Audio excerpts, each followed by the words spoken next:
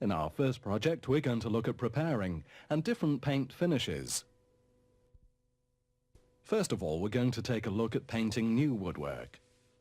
Begin by rubbing down the wood with glass paper, always remembering to follow the direction of the grain. Never rub against the grain. Now brush down the woodwork with a soft brush. Remove any door furniture. On new woodwork, it's advisable to seal the knots, otherwise the knots can weep, which causes the paint to discolor.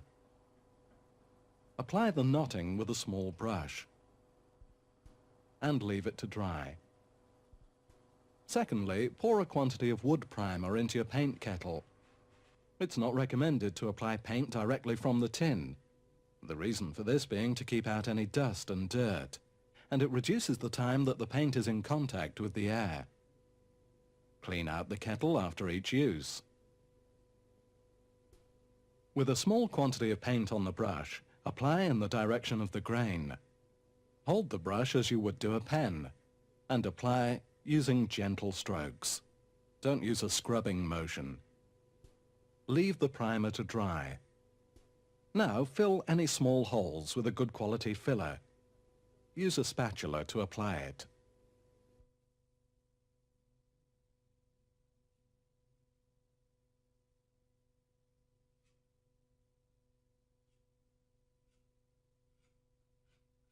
Lightly rub down with a fine grade of glass paper, again following the direction of the grain. Now the door needs to be undercoated. Choose the correct undercoat that's recommended for your final paint finish. Follow the same procedure as with the primer, that's to say, small amounts on the brush applied in the direction of the grain. Long, smooth brush strokes will give a high-quality finish.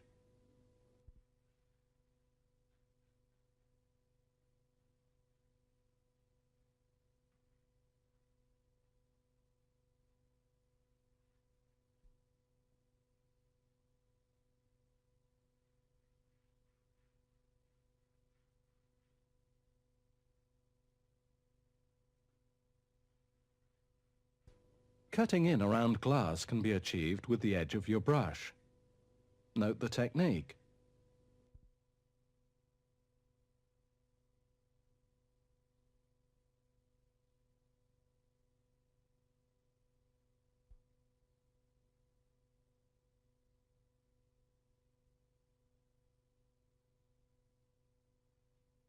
Alternatively, the glass can be masked off with tape. Leave the undercoat to dry.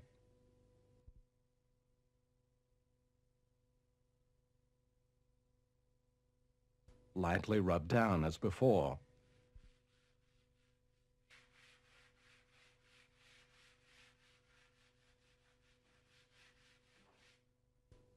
Now apply your top coat.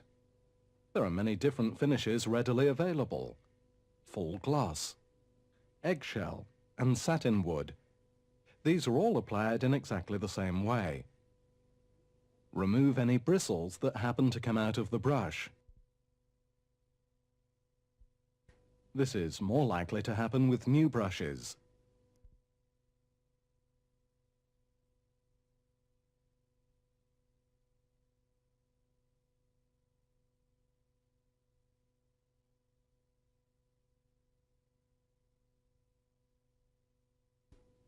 Here we're going to see how to redecorate previously painted timber.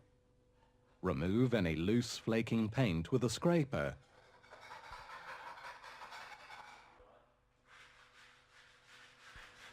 Sand down with a coarse-grained glass paper. By removing your sanding block, you'll be able to get well into any intricate molding. Brush the paintwork and the floor down to stop your brush picking up any dust when painting.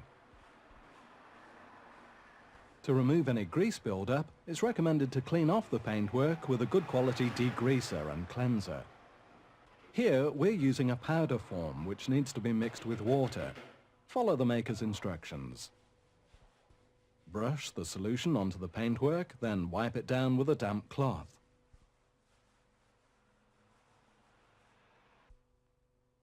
Your undercoat can now be applied. Following the same technique as before, any bare exposed timber will need to be primed.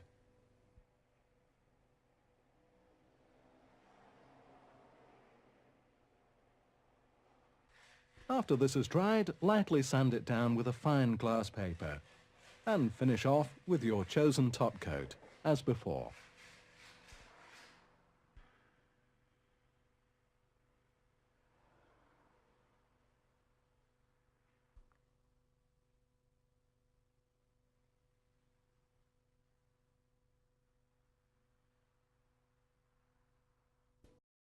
Finally, we're going to see how to strip old paintwork and stain the wood. If you're going to use a hot air gun, wear protective eyewear and gloves.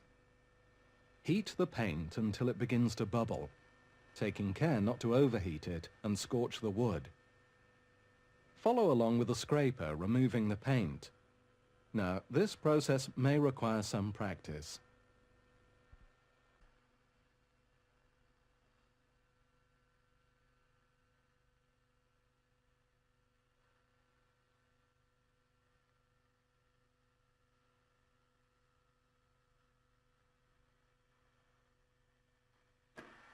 Now sand down the woodwork with a coarse glass paper.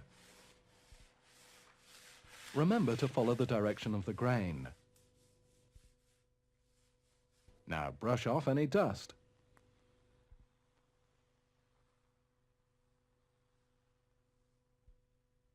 There are many different colors and finishes of stain available. Choose the one appropriate for your decor. As with all woodwork finishing techniques, apply small quantities. Spread evenly, following the grain.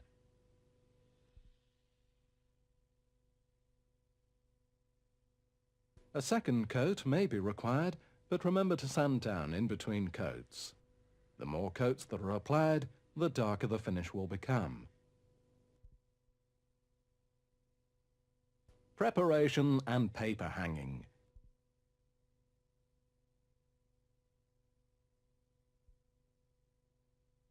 Remove your old wall covering. You never want to paper on top of old wall covering. Score any remaining paper with your scraper and apply a liberal amount of water.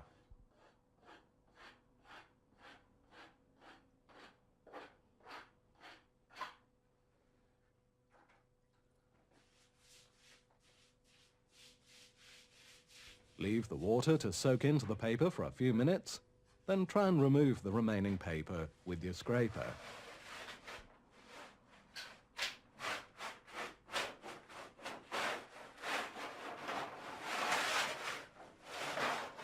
When you choose your wall and ceiling paper, check with the stockist what any symbols mean. They explain to you pattern repeats, color shading, and so on. Cut a piece of paper off the roll to length, allowing approximately 100 to 150 millimeters extra. Using a paste table, paste the paper, making sure that all the edges are covered. Try to avoid getting any paste onto the table. Fold the pasted faces together. This allows for easy manageability for longer pieces.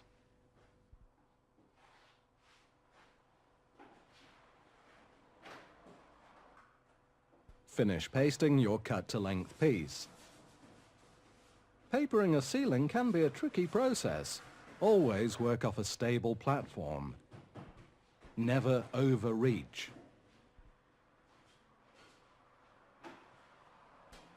You may find it useful to rest the folded paper on a stick, or even on another roll of paper, as you can see here. We're using the plaster coving as our straight edge to work from. It's advisable to check which is the straightest edge, then work from there. Once you've lined up your edge, smooth the paper out with a paper hanging brush. Make sure that all the bubbles and creases are carefully smoothed out.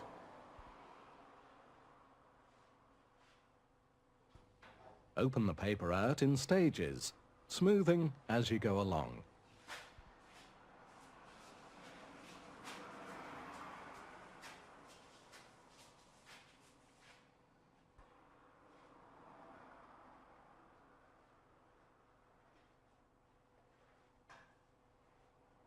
Repeat across the width of the room.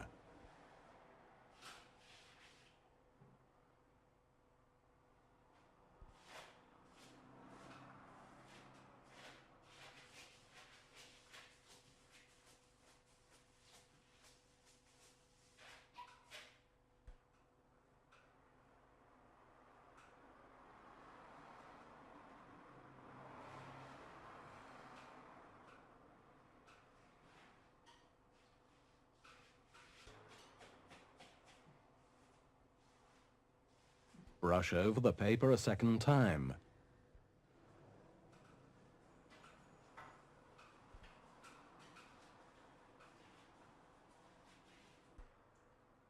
Mark any edges with a pair of scissors. Pull the paper away and cut.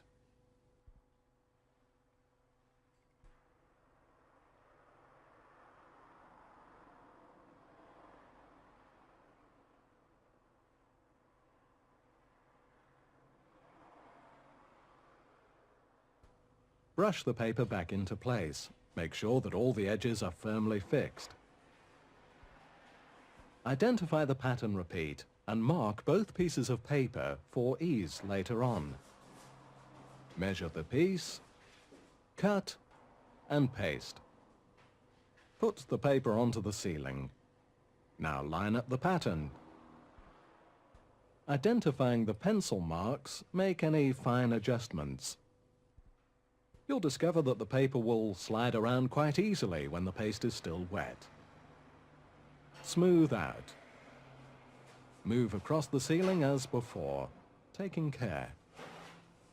Only apply small pieces of the length to the ceiling at any one time. Cut around any external corners by marking with the scissors as before.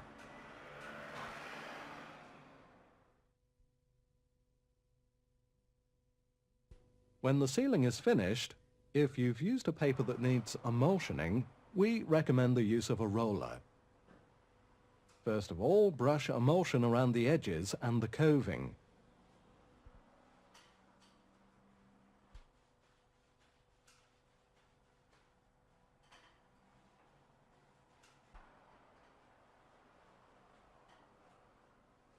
When using a tray and roller, it's important to get an even covering of paint onto the roller. Pull small amounts of paint onto the grid, turning the roller as we've demonstrated here. It's worth mentioning that various roller pile thicknesses are available, depending on the density of the textured surface to be covered. The secret of a good roller technique is a slow, even action, no jerky movements. This avoids any paint splattering and will result in a good overall coating.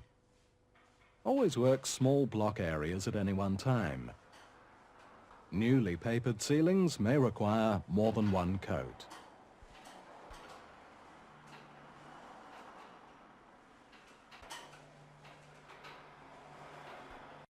Now we're going to take a look at wallpapering. When papering previously decorated walls, it's advisable to cross-line. This helps to cover any imperfections in the wall from showing through. Measure up the length as required.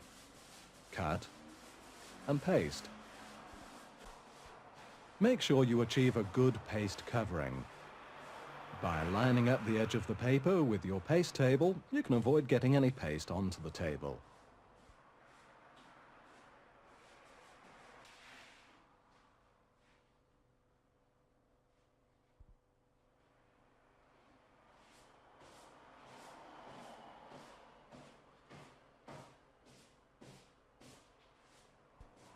Folding the pasted face together will make it easier to carry the paper up the steps or ladder.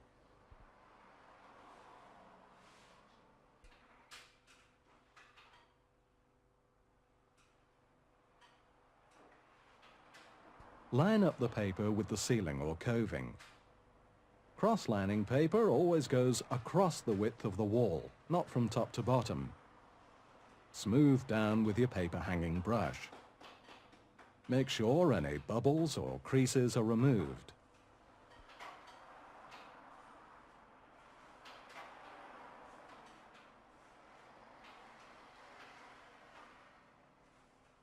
Cut and paste your next piece. Leave a 1 or 2 millimeter gap between each piece of paper, otherwise you'll see the join through your top decorative wall covering. Internal corners should be cut, but external corners can be papered around with one complete piece of paper.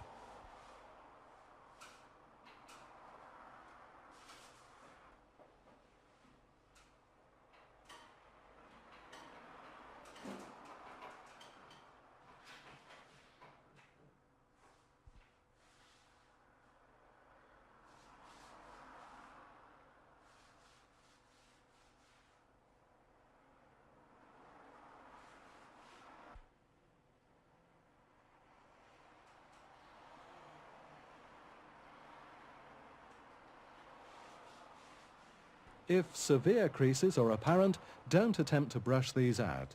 Peel the paper away from the wall and reapply by brushing it back down in small sections, as demonstrated. Continue to cross-line the rest of the room. Leave to dry completely before attempting to hang your decorative wall covering. Once the room has been completely cross-lined, it's time to start paper hanging. In this instance, we're going to decorate the room with 2 different papers, dividing these up with a decorative border paper. Measure the length where the border will be placed, in this case at dado height, and square around the room with a spirit level.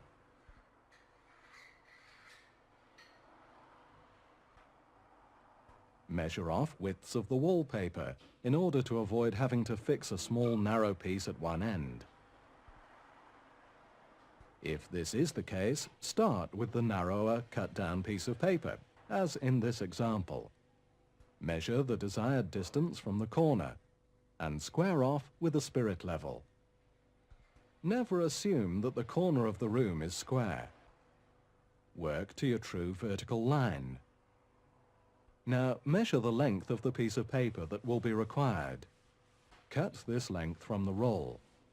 Always make sure your paste table is clean. Sponge down with clean water. Square off the measured length and cut with scissors.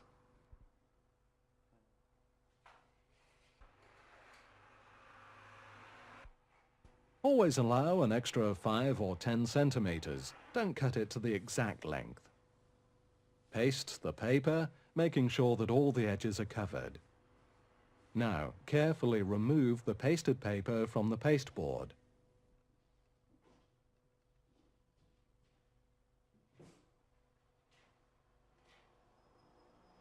Line up the edge of the paper with your vertical line.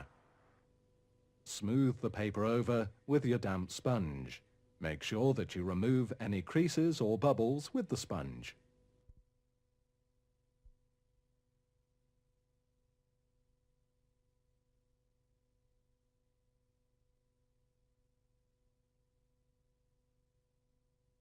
Run the edge of your scissors over the paper so as to mark ready for cutting.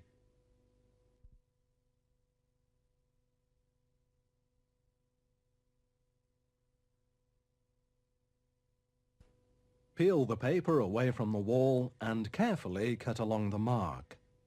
Now finally, smooth it back into place with your sponge. Paste up another length of paper in readiness. The pasted edges can be folded together for easy handling. Apply this to the wall, taking care to match up your pattern.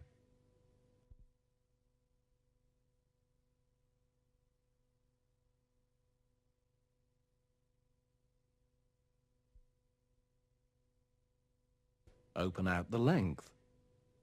Here we've cut a small hole in the paper to allow for a wall light cable. Check the position of the cable and make a small hole in the paper. Thread the cable through the hole. Smooth down the paper with your damp sponge as before. Continue around the room until the top half of the border paper is complete. Papering below the border is exactly the same. Square down the joint from the paper already hung in the corner of the room. Measure the paper width. Mark this onto the paper. Remember to add a few extra centimeters. Now cut this. Paste the length of the paper and position it up against the wall. Don't forget to match up your pattern. Now smooth down with a damp sponge.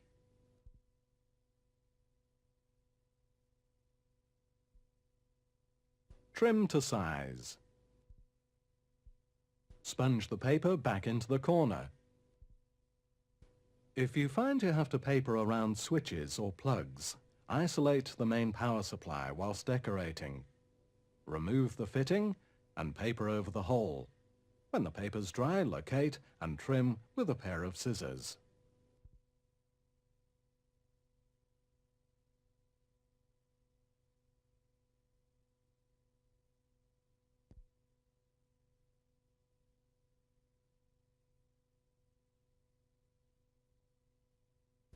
Now it's time to fix our border paper.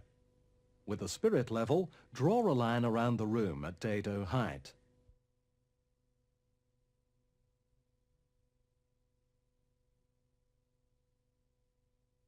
Apply a good quantity of paper adhesive to the border paper. Now fix this to the wall, leveling up with the pencil line. Trim to size.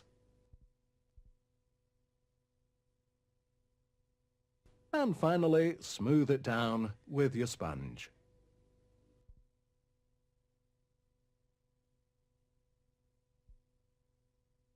In a lot of cases, you may have to remove a radiator to decorate. Here, we're going to show you how to do this. Turn off the water flow valves. If the radiator has a thermostatic radiator valve fitted, remove the valve head and fit the sealing off cap.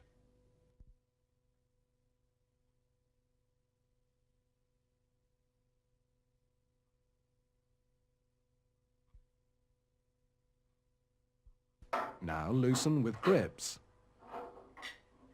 Place a bowl underneath the valve. The radiator will begin to drain. Open up the bleed valves to drain down completely.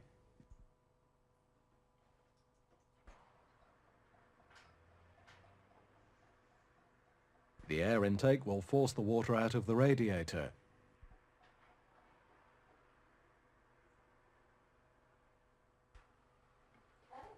Place tissue into the radiator valves to stop any drips of water when you remove it from the wall. The radiator is now ready to remove. To replace or refit the radiator, apply sealing paste to the valves. Now hand tighten the nuts. Finally, tighten the valves with grips.